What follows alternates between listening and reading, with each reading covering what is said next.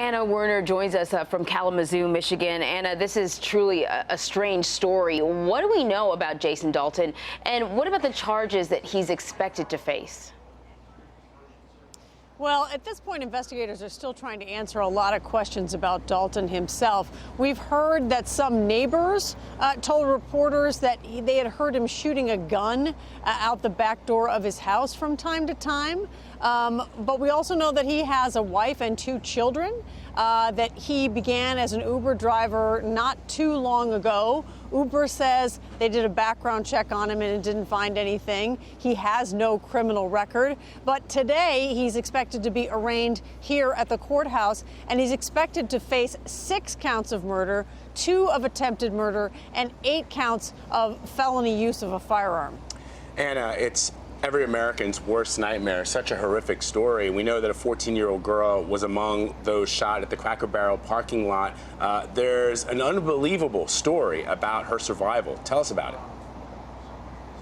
So prosecutor Jeff Getting told us this story last night. He said that the 14-year-old, doctors had actually declared her dead. She was on life support for organ donation when she unexpectedly squeezed her mother's hand and then did it again on command when she was asked to. Wow. So here is a 14-year-old girl, her mother, I'm sure, thinking that she's going to donate her organs, and suddenly she feels her squeeze her hand, which he calls a miracle. Wow. I know that the victims really there was a range from the 14-year-old to older people. What else do we know about the other victims?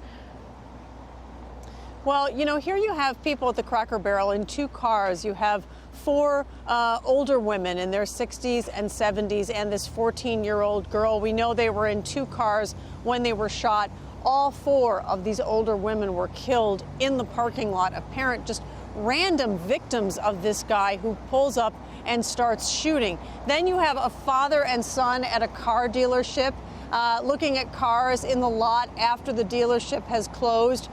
Probably, you know, checking out a car, doing an innocent thing that many of us might do, a man and his 17-year-old son, a high school young man. And then you have this woman who was the first apparent victim in a townhome's parking lot. And the prosecutor also told us about her that she herself probably saved lives. He said she was there with some children. And when this man allegedly pulled up and confronted her, pulled out a gun, she told the children to run, and then she was shot several times. She survived that shooting miraculously. Oh. Unbelievable. As I said, this is so scary for people here anywhere. Because the suspect was an Uber driver. So the question, I guess, that is on everyone's mind is, does Uber have a role at all in this investigation? I know they say, reportedly, that he passed any of their tests. So Uber says that he passed a background check. And we don't know what part Uber's playing in the investigation, but I'm sure that investigators have gone after or will go after all of Uber's records on this driver. I read in one of the newspaper accounts that there was a passenger who said that she had taken a ride from Dalton, somebody she said was Dalton, in December, mid-December, and that he had told her that he had recently started as an Uber driver and that some people had complained about him, that he'd gotten some bad reviews, but he blamed that evidently on passengers who were drunk and some problems with his car. That was in one of the newspaper accounts. Now, we don't have that verified ourselves, but just a sense of that he had evidently recently started as an Uber driver. We understand that he worked for an insurance company up through 2011.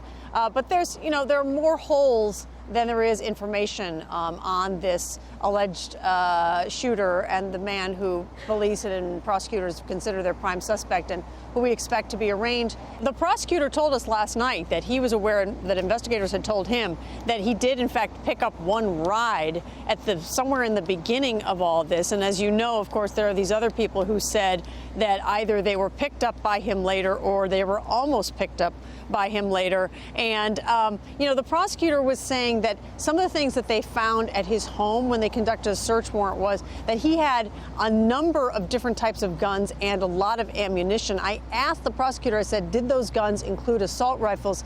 And he sort of smiled slightly and said it might have, which to me meant probably yes. Wow. So, the prosecutor said that he had some suggestions himself that made it suggest like this person had some problems, and he wasn't able to specify more about that, but that there were things going on there that concerned him, and obviously he still has a lot of questions as the prosecutor. Very disturbing. Anna Werner, thank you so much, Anna.